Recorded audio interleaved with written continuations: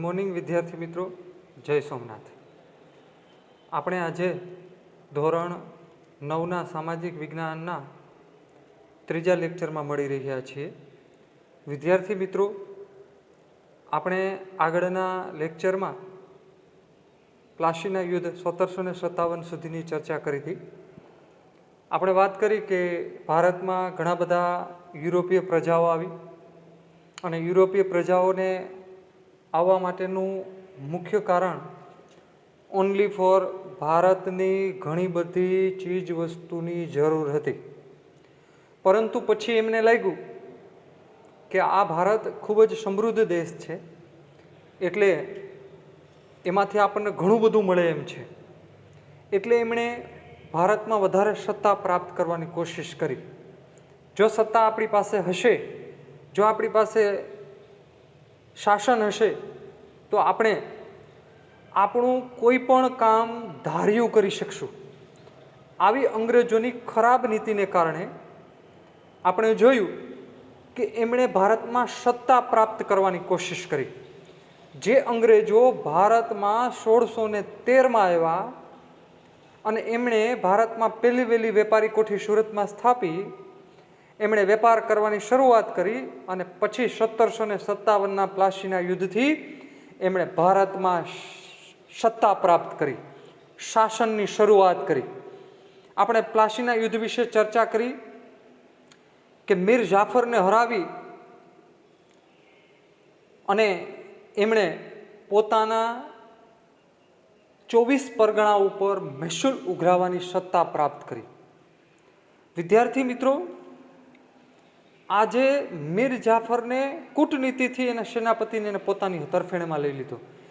આજે આપણે વાત કરવાની છે ઈસ્ટ ઇન્ડિયા કંપનીએ બક્સર સાથે જે યુદ્ધ કર્યું એને બક્સરનું યુદ્ધ કહેવાય. 1764નું બક્સરનું યુદ્ધ. જોકે એને કૂટનીતિ જ વાપરતી. એને ખબર હતી કે સીધું આપણે આ નવાબ સાથે, સિરાજુદ્દૌલા સાથે યુદ્ધ કરશું તો જીતી શકશું નહીં, એટલે કૂટનીતિ વાપરીને મીર જાફરને એને ફોડી લીધો અને એને સેનાપતિ બનાવી લીધો. પરંતુ આપણે જો બક્સરના યુદ્ધની જો વાત કરીએ તો આ બક્સરના યુદ્ધથી અંગ્રેજોને હવે મોટો ફાયદો જોતો હતો. ખબર હતી કે એણે સિરાજુદ્દૌલાને હરાવી અને મીર જાફરને એનો સેનાપતિ બનાવ્યો, પરંતુ મીર જાફર સાથે મતભેદ શરૂ થયો. એટલે એણે મીર જાફરને ગાદી ઉપરથી ઉતારી નાખ્યો અને એનો જમાઈ મીર કાસિમને બંગાળનો નવાબ બનાવી દીધો. જે મીર જાફરને જે લાલચ આપી હતી, નવાબ બનાવી પણ દીધો હતો, પરંતુ હવે એમને એની ઉપર પણ વિશ્વાસ નહોતો રહ્યો, એટલે એમણે એના જમાઈ મીર કાસિમને બંગાળનો નવાબ બનાવી દીધો. પરંતુ મીર કાસિમ સાથે ફરી પાછો મતભેદ થયો. એ તો એના કરતાં પણ હોશિયાર નીકળો અને એમણે અંગ્રેજોનું ચાલવા દીધું નહીં. સ્વાભાવિક છે, અંગ્રેજોને જ સત્તા જોતી હતી અને અંગ્રેજોને એટલા માટે તો એમણે એને બંગાળના નવાબને હરાવ્યો હતો. પરંતુ મીર કાસિમ એના કરતાં પણ વધારે થોડોક અહમી નીકળો અને એનું ચાલવા નહોતો દેતો. એટલે ફરી પાછો એમણે મીર કાસિમ સાથે મતભેદ થતા મીર જાફરને પાછો બનાવ્યો વિદ્યાર્થી. પણ મીર કાસિમની અન્યાય નીતિ હતી. મીર કાસિમની અન્યાય નીતિ સામે એના કરતાં પણ મીર જાફર કરતાં પણ સવાયો થઈ ગયો હતો એમ. એટલે એણે મીર કાસિમને પોતાનો માણસ બનાવવાની કોશિશ કરી હતી, પણ એની સાથે પણ મતભેદ શરૂ થયા. કારણ કે અંગ્રેજોને તો અન્યાય જ કરવો હતો, અંગ્રેજોને તો સત્તા જ જોતી હતી, અંગ્રેજોને તો પોતાનું રાજ્ય જ જોતું હતું, મીન્સ કે વધારે પડતી આવક જોતી હતી એમ.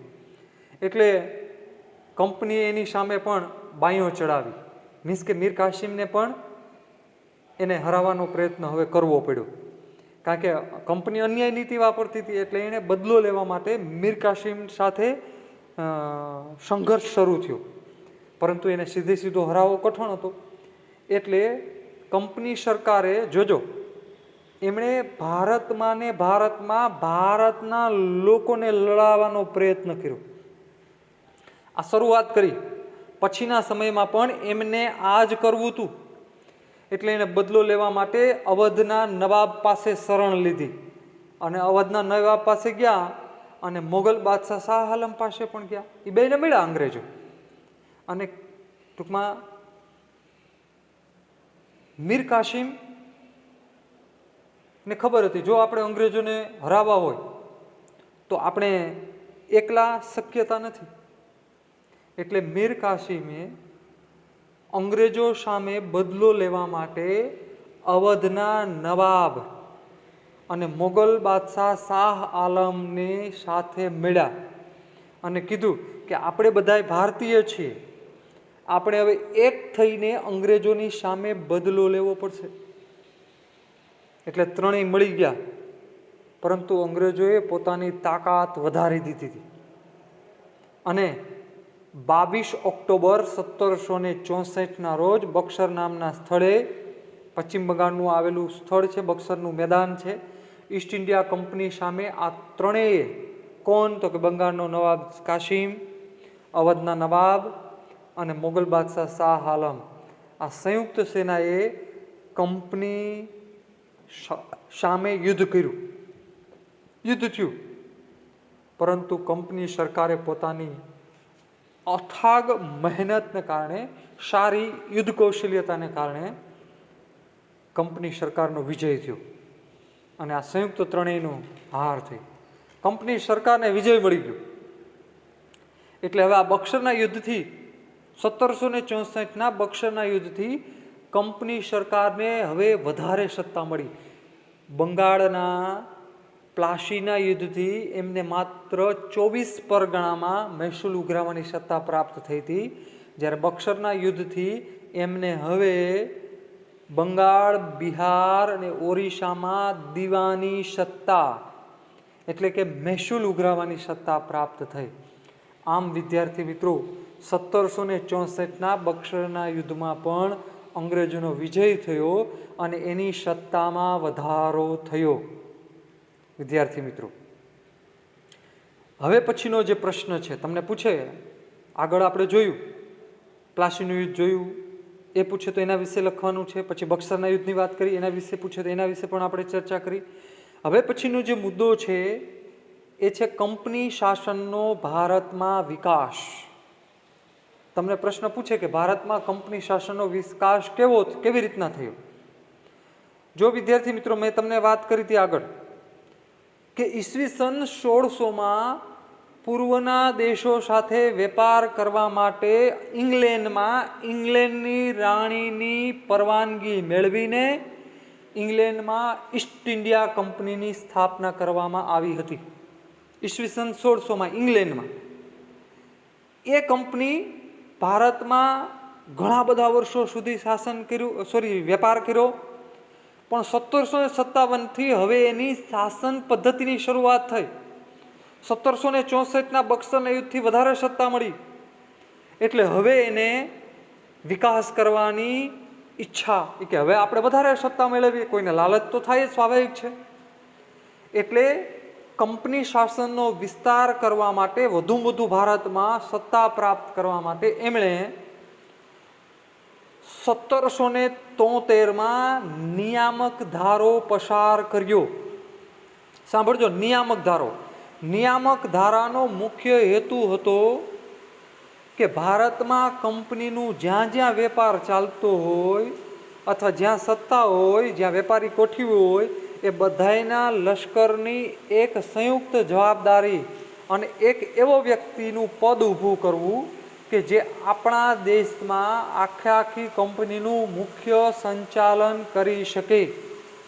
વિદ્યાર્થી મિત્રો, એટલે એના માટે 1757માં નિયામક ધારો પસાર કરવામાં આવ્યો અને જ્યાં જ્યાં, એટલે કે બંગાળ, બિહાર અને ઓરિસ્સામાં મહેસૂલ ઉઘરાવવાની સત્તા અંગ્રેજોને મળી, તો એને મહેસૂલ ઉઘરાવવું અને પોતાના જે મથકો છે એનું રક્ષણ કરવું અને તમામ આખા ભારતની અંગ્રેજ લશ્કરની એક સત્તા પ્રાપ્ત કરવા માટે એક પદ ઊભું કર્યું, જેનું પદનું નામ આપ્યું ગવર્નર જનરલ, જે આખા ભારતમાં કંપનીનો મેન વડો ગણાય. અને આ 1757ના નિયામક ધારાથી ભારતનો પ્રથમ ગવર્નર જનરલ બન્યો. અહીં મેં તમને સ્લાઇડમાં લખ્યું છે, ગવર્નર જનરલ વોરન હેસ્ટિંગ. એને પ્રથમ ગવર્નર જનરલ બનાવવામાં આવ્યો, જે આખા ભારતમાં કંપની ઈસ્ટ ઇન્ડિયા કંપનીનો મુખ્ય વ્યક્તિ. હવે એમણે પોતાના ગવર્નર પદનો હોદ્દો સંભાળ્યા પછી એમણે કંપનીનો વિકાસ કરવાની કોશિશ કરી અને એમણે પ્રથમ મરાઠા વિગ્રહ એટલે યુદ્ધ, ભારતમાં જે મરાઠાઓ હતા એના સંઘર્ષમાં આવ્યા. સ્વાભાવિક છે, શું કામે? તો કે ભારતમાં એને સત્તા વધારે જોતી હતી. હવે બંગાળના નવાબને તો હરાવ્યો, બિહાર, બંગાળ, ઓરિસ્સાની મહેસૂલી સત્તા પ્રાપ્ત કરી, એટલે એને આવે કોઈ હજી વધારે લાલચ છે. એટલે સ્વાભાવિક છે ભારતમાં મરાઠાઓનો પ્રભાવ હતો, એટલે મરાઠાઓ સાથે સંઘર્ષ ઊભો થયો. એવી રીતે મૈસૂર રાજ્ય હતું. હૈદર અલી નામ તમે સાંભળ્યું હશે વિદ્યાર્થી મિત્રો, હૈદર અલી. આ હૈદર અલીના શાસનકાળ દરમિયાન એમણે હૈદર અલી સાથે સંઘર્ષ ઊભો કરીને, જેને બીજો મૈસૂર વિગ્રહ કહેવાય વિદ્યાર્થી મિત્રો. એટલે આ વોરન હેસ્ટિંગના સમયમાં પ્રથમ મરાઠા વિગ્રહ થયો અને હૈદર અલી સાથે બીજો મૈસૂર વિગ્રહ થયો. યુદ્ધ સંઘર્ષ ઊભો થયો અને એમાં એણે પોતાના કંપનીનો ઘણો બધો વિસ્તાર વધાર્યો અને વિકાસ કર્યો વિદ્યાર્થી મિત્રો. એના પછીનો ગવર્નર જનરલ આવ્યો, જે હમણાં મેં તમને કીધું ગવર્નર જનરલ વોરન હેસ્ટિંગ, એનું અહીંયા ચિત્ર મેં મૂક્યું છે તમને, એ કેવો હતો. અને એ ભારતનો પ્રથમ ગવર્નર જનરલ છે, કંપની શાસનનો, બ્રિટિશ ઈસ્ટ ઇન્ડિયા કંપનીનો પ્રથમ ગવર્નર જનરલ છે. એના પછી વિદ્યાર્થી મિત્રો વોરન હેસ્ટિંગ ભારતમાંથી ગયો એટલે એની જગ્યાએ બીજો ગવર્નર જનરલ આવ્યો, લોર્ડ કોર્નવોલિસ. એ પણ કંપની શાસનનો વિકાસ કરવામાં માનતો તો સ્વાભાવિક છે. અને તમને કદાચ ખબર હશે, અહીંયા કાયદાની વ્યવસ્થા શરૂ કરી. અહીંયા નથી આપ્યું, પણ આ તો એક જાણકારી માટે તમને કહી દઉં. એમણે ભારતમાં ન્યાય માટે કાયદાકીય વ્યવસ્થા શરૂ થાય એના માટે કોર્નવોલિસ કોડ નામનું પુસ્તક લખેલું હતું. કોર્નવોલિસ પણ એ વિસ્તારવાદી હતો. એમણે મૈસૂરના વાઘ તરીકે ઓળખાતા ટીપુ સુલતાન, તમે નામ સાંભળ્યું, હૈદર અલીનો દીકરો ટીપુ સુલતાન. ઘણા બધા પહેલાંના સમયમાં આપણે ટીવીમાં સિરિયલ આવતી જબરદસ્ત, અને એ તાકાતવાળો સુલતાન એટલે કે રાજા હતો ટીપુ સુલતાન. એને મૈસૂરનો વાઘ તરીકે ઓળખવામાં આવતો હતો વિદ્યાર્થી મિત્રો.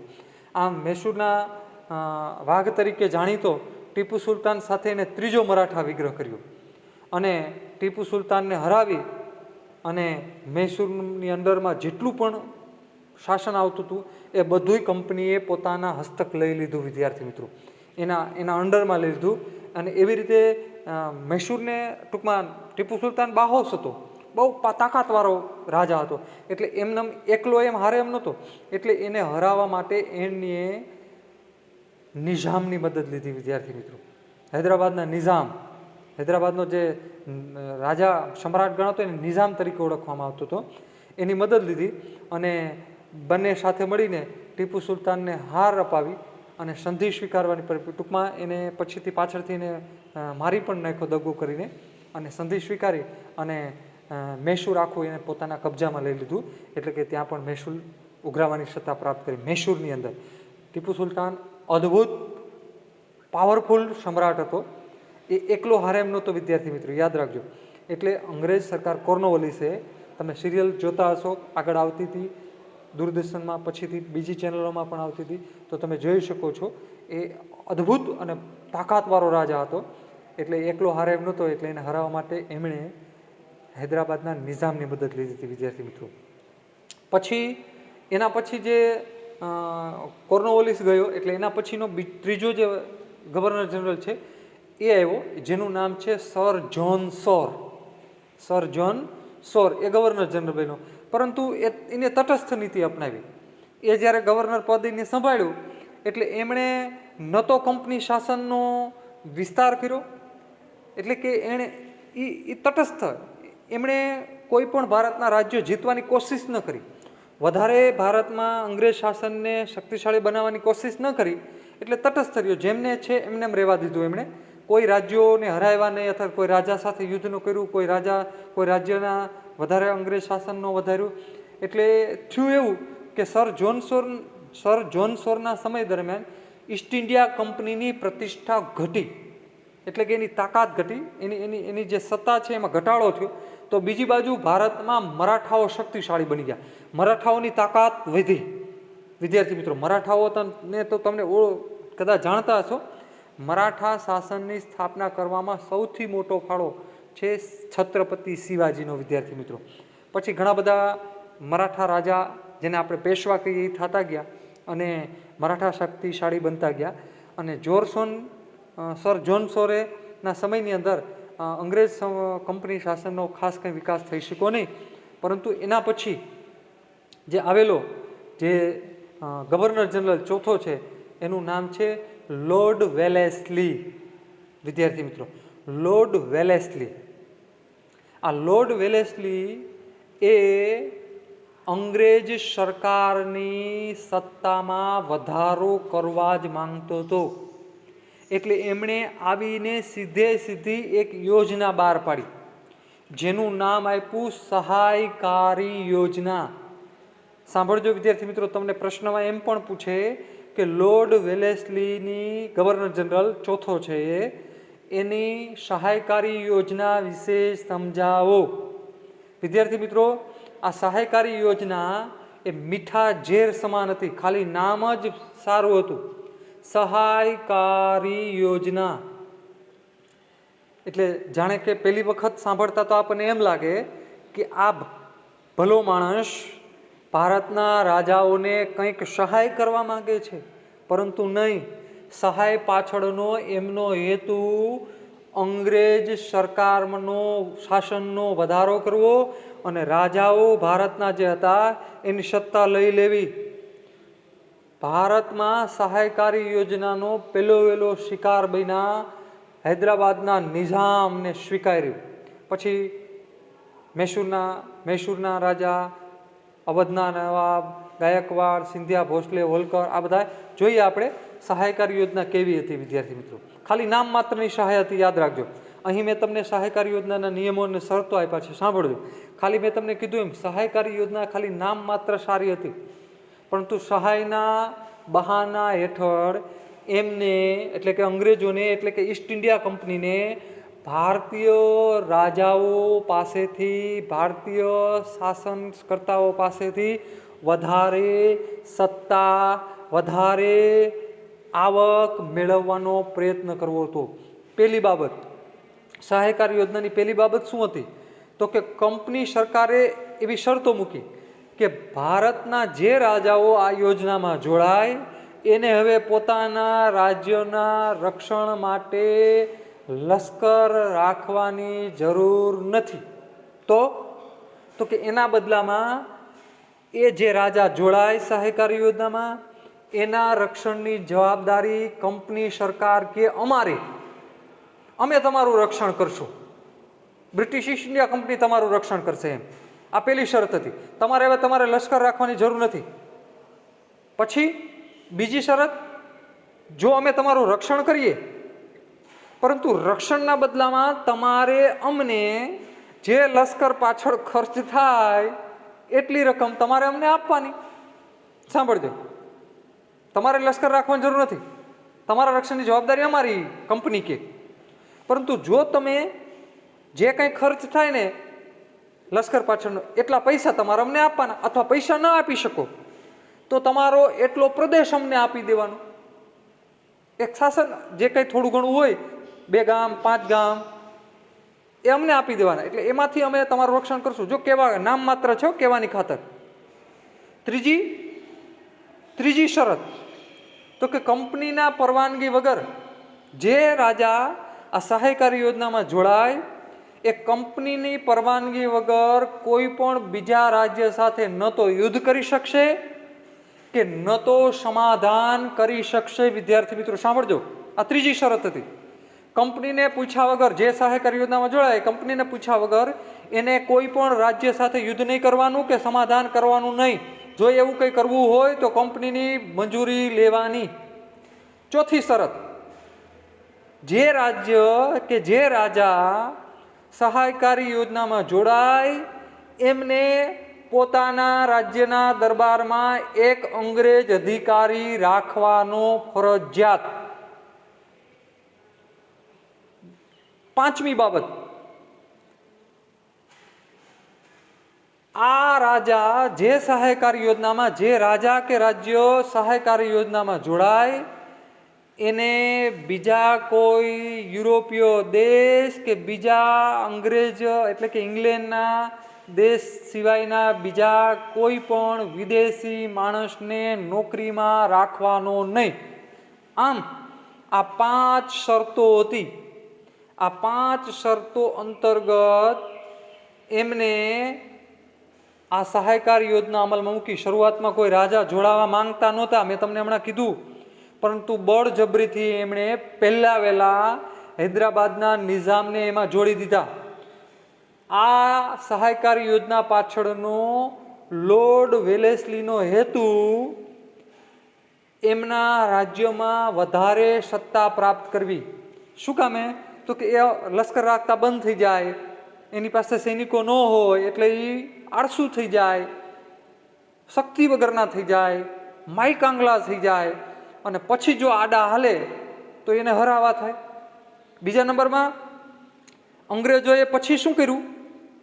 દર વર્ષે જે એને રક્ષણ પાછળ જે ખર્ચ નક્કી કર્યો હતો એમાં ડબલ, ત્રબલ, ચોબલ વધારો કરતા જતા હતા. એટલે જે રાજા ન પહોંચી શકે એની સંપત્તિ, એનું રાજ્ય, એના પ્રદેશો લઈ લેવાના, આવી વ્યવસ્થા શરૂ કરી. એટલે બળજબરીપૂર્વક પહેલા વહેલા એમણે હૈદરાબાદના નિઝામને જોડાવ્યા, પછી મૈસૂરના, પછી અવધના નવાબને, પછી મરાઠાઓમાં ગાયકવાડ, સિંધિયા અને ભોસલેને જોડાવ્યા. વિદ્યાર્થી મિત્રો, આમ આ લોર્ડ વેલેસ્લીની સહાયકારી યોજના છે અને આ યોજનાથી એમણે બ્રિટિશ ઈસ્ટ ઇન્ડિયા કંપનીનો જબરજસ્ત વિકાસ કર્યો. આપણે અહીં સુધી ચર્ચા કરી છે. આ પ્રકરણમાં હવે પછીના લેક્ચરની અંદર આગળની ચર્ચા કરશું. એના પછી બીજા કયા કયા ગવર્નર જનરલે કંપની શાસનનો વિકાસ કર્યો હતો. નમસ્કાર, જય હિન્દ, જય ભારત.